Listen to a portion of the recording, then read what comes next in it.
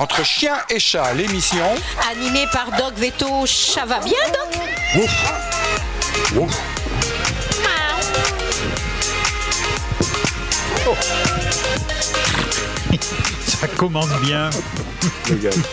Bon, eh ben écoutez, bonsoir à toutes et à tous et bonsoir à Doc Veto, grand bricoleur de l'émission.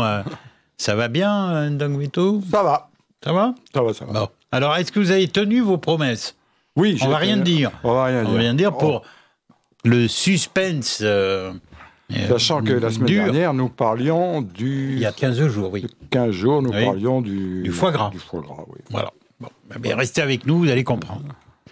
Alors, aujourd'hui, nous allons parler de la protection animale. Exact. C'est vous qui avez choisi ce succès, puisqu'on parle aussi de la protection des humains. Vous vous êtes dit, tiens, mais pourquoi ne pas parler de la protection des animaux? Alors, pourquoi parler de la protection animale? Parce qu'il y a une loi qui vient de sortir, là, incessamment sous peu. C'est-à-dire? Et donc, on va voir les dates du 30 novembre 2021. Ah oui, c'est pas vieux, d'accord. Donc, c'est une nouvelle loi. Donc, on va faire un historique des lois antérieures pour voir un petit peu où c'est qu'on en est et quel est ce qu'il y a de nouveau dans la... C'est une loi sur les animaux de compagnie uniquement? Voilà. Uniquement, c'est... animaux de compagnie, on va voir. D'accord. Mais ça concerne aussi les dauphins, les cirques, etc. Ah oui, là, oui. Mais pas, comme animal de compagnie, c'est un peu particulier. Mais pas les animaux de rente, on va dire. Vaches, moutons, poulets, etc. Oh, il y en a qui peuvent en faire des animaux de compagnie. Oui, mais bon. J'ai vu des vaches couchées dans le pré avec leurs propriétaires. Bien qu'il y a un moment, on verra dans... il y a un passage où on parle des taureaux de corrida. Ah oui, d'accord. Mais oui, mais pas en compagnie, là, quand même. Si, des taureaux qui deviennent très proches. Animaux de compagnie. Ah oui. Non, on verra. Non, la loi... Le matador, il est proche du taureau aussi. Il y a un rapport à la loi. C'est un risque. Bon, alors, c'est à vous les honneurs, cher ami, Doc Veto. C'est vous qui avez la science et la culture dans cette émission. Alors, pour comprendre un petit peu la dernière loi, on va faire un petit peu l'historique des lois sur la protection animale, parce que les animaux, pendant très longtemps, ont été considérés comme des biens meubles, c'est-à-dire qu'on considérait que ça vous appartenait, c'est comme une chaise ou un tabouret, donc on pouvait le casser, le jeter, sans pour autant être inquiété. Et donc la première loi vient d'un général, Gramont, en 1850. Il s'aperçoit quand même que les chevaux, à l'époque c'était surtout les chevaux dont on servait beaucoup, étaient souvent maltraités, tapés, etc. Et il dit c'est insupportable. Donc il va faire une loi de protection. Cette loi qui est faite pour... il dit on va, quitte à faire une loi, on va protéger tous les animaux. Mais après, vous savez que les lois, on en discute, etc. Et la loi n'a protégé que les chevaux. Et que les chevaux, si ça se passait sur le domaine public. Ah oui. Donc vous pouviez taper votre cheval chez vous. Et alors là, s'il y avait une maltraitance, il y avait une amende de 5 à 15 francs. Et on risquait de 1 à 5 jours de prison. Alors, j'ai mis ça en référence parce qu'on va voir l'évolution. Et aujourd'hui, ça a énormément changé. Donc, cette loi, elle protégeait plus le spectateur que l'animal, parce que, ils ont été un peu outrés. Est-ce que c'était vraiment appliqué, même? La loi, elle existait. Cette loi existait. Ensuite, il faut attendre 1959, c'est-à-dire un siècle, pour qu'il y ait un décret Michelet où on commence à dire que les animaux ont une sensibilité et qu'ils doivent être protégés. Et à ce moment-là, il y a une loi qui protège tous les animaux domestiques et les animaux sauvages apprivoisés. En 1959 59, oui. D'accord, c'est pas si vieux que ça. Alors, ensuite, 63, on se rapprochera pas, les lois vont se rapprocher les unes après les autres. La cruauté envers les animaux est un délit. Avant, ça n'est... C'est quand même une évolution, il y a une évolution correcte. Donc là, il y a des peines il commence à y avoir des peines plus sévères. Pour les animaux toujours de compagnie. Toujours pour les animaux de compagnie et les animaux sauvages apprivoisés. Les animaux sauvages, on peut... faire ce qu'on veut. On va à la chasse, on peut les tirer, on peut leur faire des sévices, ça ne compte pas. Alors en 76, c'est la loi de protection de la nature, Là, on décide de dire que l'animal est un être sensible. Il doit être placé par son propriétaire dans des conditions compatibles avec des impératifs biologiques de son espèce. Donc là, on commence à dire que vous avez un animal, il doit avoir un cheval, il doit avoir une certaine surface pour vivre, il doit avoir un enclos, etc. Voilà. Je vous coupe 30 secondes, est-ce que j'ai le droit ? Oui, bien sûr. Non, mais parce que j'ai peur qu'on choque certaines personnes quand même. C'est bien. Un cheval doit avoir une certaine superficie pour vivre, quoi. Oui. Et quand on pense à tous les SDF que nous avons ici en France... Ah oui, mais la loi... Il n'y a pas de loi pour... il y a une loi, normalement, ils peuvent se retourner. Il devrait n'y avoir personne dans la rue. On doit... Bon, il y a une loi qui dit qu'on doit avoir un toit. Hein, on peut se retourner contre l'État après. D'accord. Il faut déjà trouver les structures pour... Donc voilà, ces premières lois. Et puis on évolue dans le temps. 89, loi Nallet. Donc la loi Nallet, c'est la loi pour... quand j'étais vétérinaire, c'est la loi qui régissait un petit peu tous nos rapports avec les animaux. C'est là où on commence à parler d'identification des carnivores domestiques. Alors l'identification, elle est obligatoire pour le transfert de propriété dans les départements où il y a de la rage. Quand on vend un animal, il y a des conditions sanitaires dans les établissements de vente, dans les fourrières. Bon. Et l'euthanasie systématique des animaux errants est interdite. Jusqu'à 89, une mairie qui était embêtée par des chiens ou des chats, ils pouvaient prendre ces bestioles-là, attendre 8 jours s'il y avait un propriétaire, et puis... Bon. Eux-mêmes, sans passer par un organisme. Ah oui, non. D'accord. Enfin, bon, je faisais faire par... Il y avait des organismes qui faisaient ça, hein, mais bon, pouvaient... Du reste, vous, dans votre vie professionnelle de vétérinaire, vous n'avez pas été... vous avez dû être souvent sollicité pour des bêtes qui sont errantes. Qu'est-ce qu'on en fait non ? Oui, alors là, à partir de ce moment-là, il commençait à y avoir des SPA. On était aussi à l'époque aidés par les pompiers. Oui. À l'époque, les pompiers ramassaient les animaux. Vous appeliez les pompiers, ils ramassaient les animaux sur la route. Il y avait encore, là je vais en fâcher certains, il y avait encore des services de garde de vétérinaires qui laissent à désirer de plus en plus. Dommage. Donc là, on était en place, on nous appelait, les pompiers nous amenaient les animaux. Et ensuite, on avait des SPA. Ensuite, 97 ans, on avance dans le temps. Alors là, c'est l'Europe qui s'y... 1997. 97, c'est l'Europe qui met son grain de sel. Et c'est le traité européen d'Amsterdam. Alors là, on dit toujours que l'animal est un être sensible, mais c'est pas écrit dans la loi, si vous voulez. Alors on dit, il y a un texte, c'est marqué. Mais c'est pas, dans les faits, c'est pas une réalité. Alors, ce traité d'Amsterdam, c'est celui qui va compter pour tout ce qui est de domaine agricole, où on va commencer à parler des conditions de transport des animaux, des conditions des animaux sur les marchés, sur quels animaux il va y avoir pour faire de la recherche, les conditions d'entretien de ces animaux pour la recherche, etc. Voilà. 99, là, notre technicien connaît, c'est la loi sur les animaux dangereux et errants. Donc, c'est là où on commence à avoir des animaux de catégorie 1 et 2, des animaux dangereux. C'est là où les Rottweilers se sont retrouvés un petit peu mis sur la sellette. Et c'est la loi qui nous dirigeait jusqu'à maintenant et qui va être changée. Alors, parallèlement, là, on parlait des animaux errants, etc., il y a une fourrière communale obligatoire.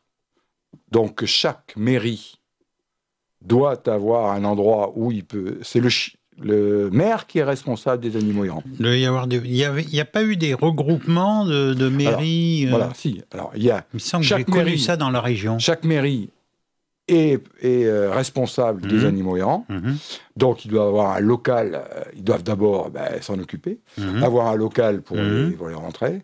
Et ensuite, il y a des fourrières. Là, actuellement, il y a une fourrière intercommunale du Civu qui regroupe 32 ou 30, une trentaine de communes. C'est sur la commune de Saint-Sauveur de Puy-Normand. Oui, c'est celle-ci que je connaissais. Voilà. Ça existe depuis longtemps, ça. Ah oui, alors au départ, c'était géré par la SPA. Voilà. Et puis après, ça a été géré par... actuellement, c'est le maire de Saint-Sauveur de Puy-Normand qui est directeur. D'accord. Donc il y a la fourrière, et derrière la fourrière, il y a une SPA.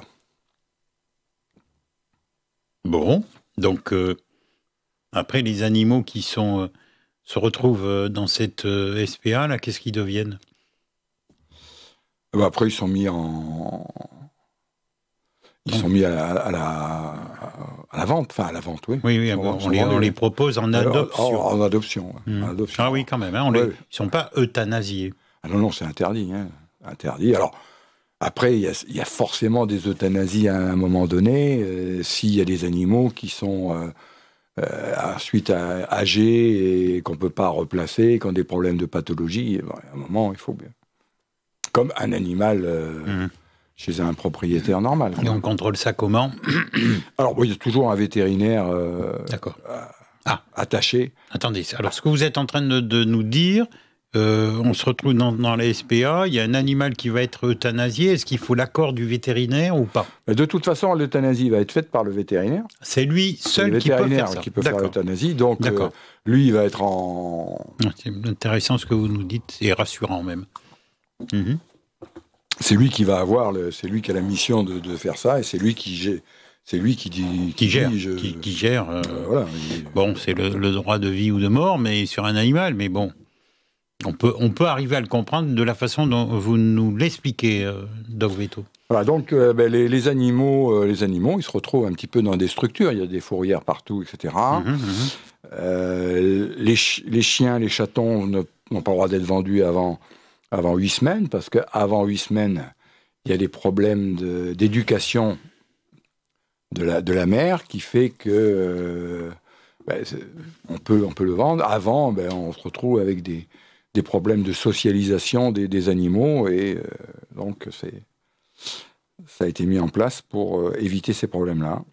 Il y a aussi un certificat sanitaire vétérinaire, c'est-à-dire qu'on ne peut pas vendre un animal sans qu'il soit vu par un vétérinaire et qui déclare qu'il est en bonne santé. Donc ça permet de protéger les acheteurs. Et puis il y a une attestation de cession, c'est-à-dire que c'est une obligation.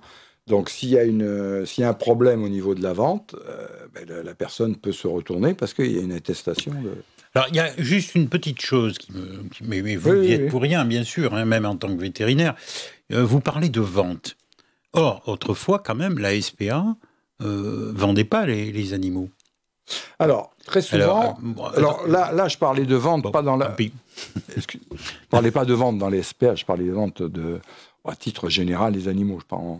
Et plus dans ma fourrière. Là. Ah, bon, non, parce que les SPA ont le droit de vendre des animaux. Alors, les SPA, très souvent, ne vous disent pas qu'ils vendent l'animal, mais il y a un prix, ils ont des problèmes de fonctionnement. Oui. Donc, vous faites un don à la SPA. Bon, d'accord. Non, mais pourquoi pas? On peut comprendre que les SPA ont besoin d'argent pour fonctionner. De fond. Non, vous ne pouvez pas partir sans avoir fait un don, par contre. C'est un don, mais obligatoire. Voilà, c'est ça. Merci. J'attendais ça, mais bon. Bon, maintenant, il faut qu'ils vivent. Hein, bon. Oui, pourquoi pas. Pourquoi pas? Et puis même, moi, je veux dire, il y a ça, c'est vrai, vous avez parfaitement raison. Et puis aussi, aller à la SPA chercher un animal... Moi, je pense que ça fait prendre conscience peut-être aux futurs acquéreurs ou les futurs propriétaires, merci Gérard, que voilà, ils vont avoir un animal. Ils ont donné un billet, je sais pas le montant, on s'en fiche, mais vous voyez ce que je veux dire, c'est aussi quelque part une prise de conscience. Alors, ça tombe très bien parce qu'on verra dans la nouvelle loi, cette prise de conscience devient quasiment obligatoire. Bravo. Par un... Bon. Alors, je vous C'est marqué propose... dans la nouvelle loi. D'accord. Est-ce qu'on a le droit de faire une pause ? Si on veut, oui. Voilà. Et alors, comme je sais que vous avez respecté... Si vous nous suivez dans cette émission, et c'est la seule sur CLC Média, nous avons parlé avant et même un peu après les fêtes de foie gras, et on avait un petit peu suggéré à notre ami Doc Veto qu'on pouvait aussi consommer le foie gras. Voilà. Et donc, ça serait bien qu'à cette émission, on goûte du foie gras. Alors, c'est ce qu'on va faire. Montrez-nous ce que montrez-nous. On va pas ouvrir maintenant, mais pendant la musique. On va pas montrer de marque, mais enfin. Ah oui, non, c'est pas. Vous savez, alors là, hein. Voilà. Donc, vous êtes venu avec. Et puis, et la baguette. Ah, ben oui, la baguette. La baguette que vous avez entamée tout à l'heure. Hein, non, elle n'est pas entamée, regardez. Regardez. Donc, voilà. Dans la vie des animaux, ici. Une petite pause. Une petite pause avec le foie gras. On rappelle que le chien est un carnivore. Mais pas tout seul. Allez, Jean-Yves, qui est à la réalisation technique, c'est à toi. CLC Média, votre web radio partout en France.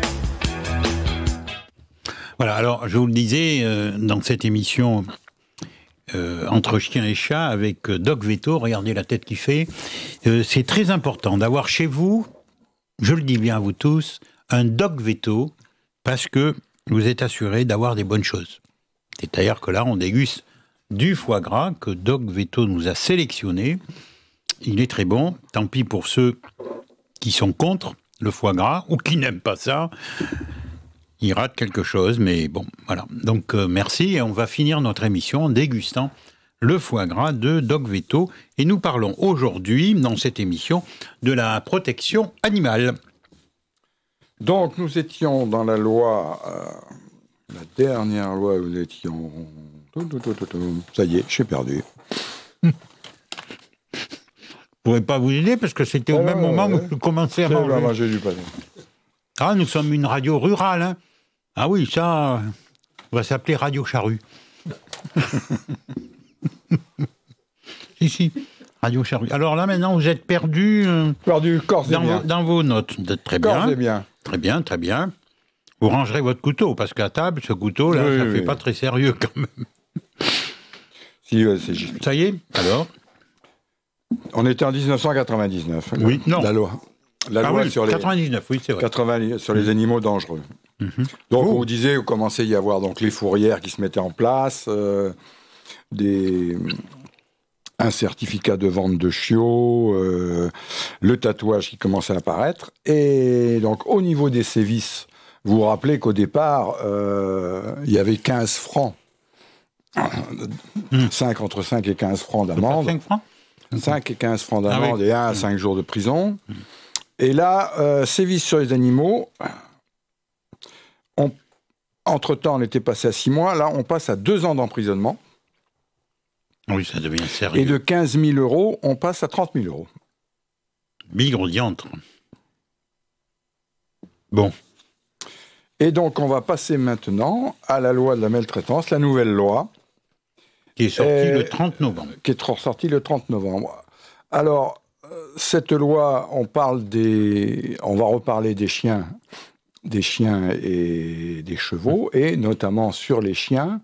Il va y avoir des gens qui n'ont jamais eu d'animal, vont être dans l'obligation d'avoir un certificat d'engagement et de connaissance des besoins spécifiques de l'espèce. Oh là là. Donc, là, excusez-moi, j'ai mal à la tête d'un seul coup.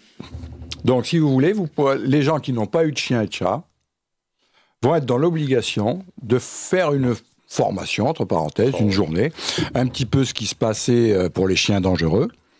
Le chien était déclaré comme dangereux, il fallait passer un certificat. Ou alors, si on avait un ROT, On a des gens qui ont des certificats ici. Et donc... Alors, j'explique. Donc, Doc Veto s'adresse à Jean-Yves, qui a été propriétaire de Rottweiler. Et maître chien. Et c'est lui qui nous fait la technique. Ouais. Donc comme là, Gérard Pommier nous fait la vidéo. Donc il va y avoir un certificat d'engagement de connaissance des besoins spécifiques de l'espèce. Alors, j'ai dit, c'est surprenant. Maintenant, j'ai été regarder... Alors ça, le texte est passé, mais la mise en application ne l'est pas. C'est-à-dire, quand vous allez sur les trucs de l'État, ils ne savent pas du tout comment ça va être fait, et ils nous disent on vous tient au courant.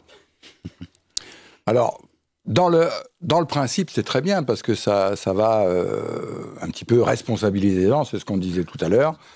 Les gens, ils vont prendre un animal, et puis ils vont savoir combien ça coûte, quels sont les soins à faire, etc. Donc, ils ne vont pas s'engager comme ça.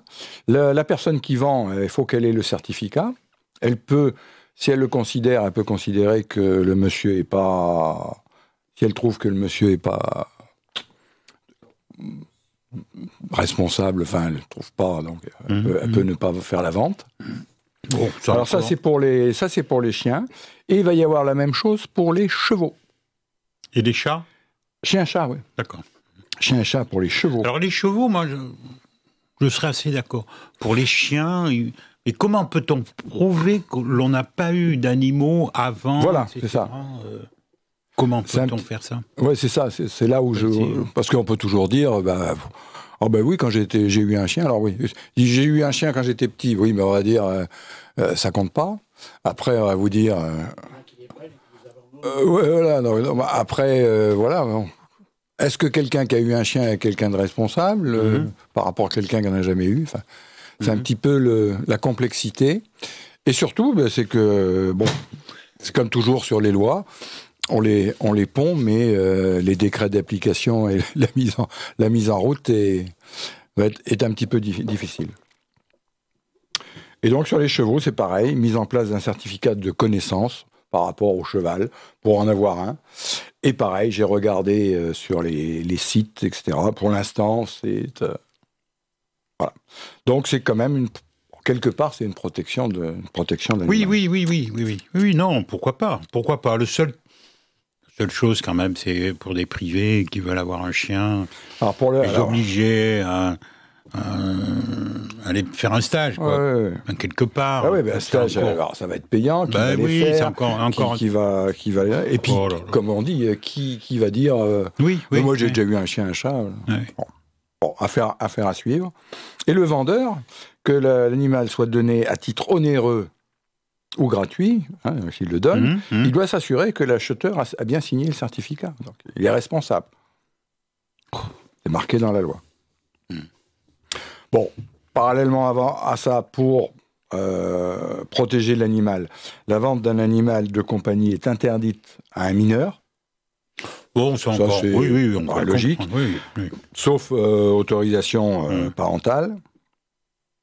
Si une personne est relativement âgée, elle va pouvoir... elle dit, je vais vieillir, mon animal risque de mourir, etc. Donc, elle peut peut faire un contrat avec un mandataire qui va prendre cet animal et qui va le garder.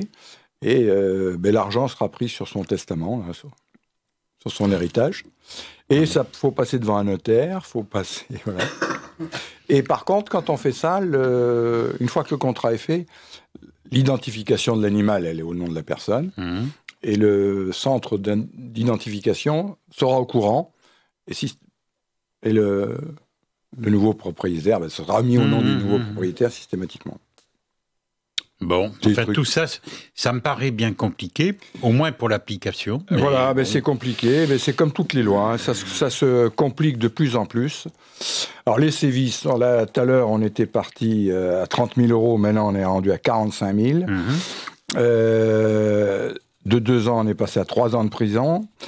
Et si l'animal meurt suite au sévice, alors là, c'est 5 ans de prison et 75 000 € d'amende. Bon, moi j'ai rien à dire là-dessus. 5 ans de prison, oui. Des fois, il y a d'autres délits qui mériteraient 5 ans de prison. Et... Bon. Ils n'ont pas. Pareil, abandon d'un animal, attention, hein, abandon d'un animal dans des circonstances aggravantes, c'est-à-dire qu'on met la vie du chien en danger. Bon, on l'enferme, on l'attache dans un bois, on l'enferme dans une maison. On le laisse sur l'autoroute. On le lâche sur l'autoroute. Ce qui se fait, hein. La chienne est gestante, par exemple. Non seulement il y a la chienne, mais les chiots qui ont un risque. Ça peut aller de 5 ans de prison à 75 000 euros d'amende, hein, exactement le truc qu'on avait. Et alors, il y a quelque chose qui apparaît avec les techniques modernes, c'est-à-dire qu'il y a des images partout maintenant, et on considère qu'il y a sur Internet, on retrouve ça, paraît-il. Donc maintenant, les gens sont poursuivis pour des images de zoophilie, etc. Et sévices sexuels sur un animal, c'est 3 ans de prison, 45 000 euros. En présence d'un mineur. On rappelle quand même, pour ceux et celles qui prendraient l'émission en cours, que c'est une loi qui vient de passer, là, fin novembre. 30 novembre. Voilà. C'est tout récent, hein. Ouais. Alors, s'il y a des sévices faits en présence de mineurs, on passe de 5 ans à 75 000 euros d'amende. Et donc, il y a aussi cette notion de sévices sexuels, etc., et de problèmes d'image, avec les réseaux sociaux, etc. Donc, c'est pris en compte. Des vidéos. Voilà, c'est pris en compte. D'accord. Bon, il y a des choses intéressantes, hein, quand même. Maintenant, c'est les applications. Oui, voilà, oui. Alors, 75 000 euros d'amende, je ne sais pas si on entendra... C'est le max. Oui, mais... C'est toujours les... Est-ce que ça sera appliqué ? Ben voilà, c'est toujours pareil. Hein, la loi, les lois et les applications de la loi. Alors, dans d'autres domaines, il y a la fin des élevages de visons pour les fourrures. C'est interdit. C'est interdit dans les 2 ans. Ah bon, ils ont quand même 2 ans pour les gens qui ont des élevages, se reconvertir. Il y a l'arrêt des spectacles de cétacés.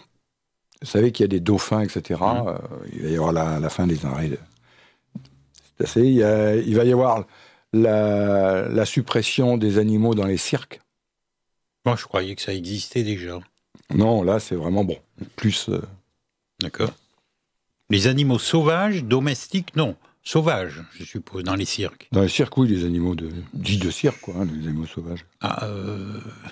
Il y en a qui font travailler des chiens, des animaux domestiques. Pour moi... Ça, c'est interdit. Hein. Dans un cirque Non, mais spectacle public avec des animaux, ça va être de plus en plus... Quel qu'il soit, domestique ou non domestique. Il faudrait regarder entre les lignes. Moi, je pensais que les domestiques étaient autorisés. Il y avait encore des... Bon, moi, j'avais un client qui a passé sa vie à faire des spectacles avec des chiens, des chiens et des chats. Il était sur tous les étés à La Rochelle. Il passait sa vie à faire ça, tous les étés. Et il faisait des spectacles appelés par des communautés, des choses comme ça. Mais bon, de plus en plus, il a été obligé d'arrêter, quoi. Alors que ses chiens il adorait ses chiens. Ils n'étaient pas exploités, ces chiens. C'était... des fois, certains s'inquiètent par rapport à la maltraitance. Voilà, après, il y a des amalgames. Ouais. Mais bon. Alors, cette loi du 30 novembre... Oui, donc on parlait on a parlé des certificats pour le cheval, le chien, les cétacés qui vont disparaître des delphinariums, les animaux dans les cirques... Parallèlement, il va y avoir sur Internet, difficulté à vendre des animaux sur Internet. Hein. Alors, il faut vraiment un site bien labellisé, etc. Favoriser les... Tout est contrôlé. On va favoriser les animaleries sur Internet. Les animaleries n'ont plus le droit d'exposer des animaux dans des vitrines. Donc, vous savez, c'était les gens qui se promenaient en ville, il y avait une vitrine, il y avait un petit chiot dans la vitrine. Et à partir du moment où les décrets d'application... Il y a des délais... parce que là, moi, j'en ai vu encore, il y a des délais. Il y a 4 jours, des animaux en vitrine. Voilà, des lapins, des cobayes... D'ici 2023, pas d'animaux sauvages dans les émissions de variété, des jeux télévisés. Pas de spectacle d'animaux dans les fêtes foraines, dans les discothèques. Les montreurs de loups et d'ours sont interdits. Il existe 5 montreurs d'ours, encore en France. Ah bon ? Ouais.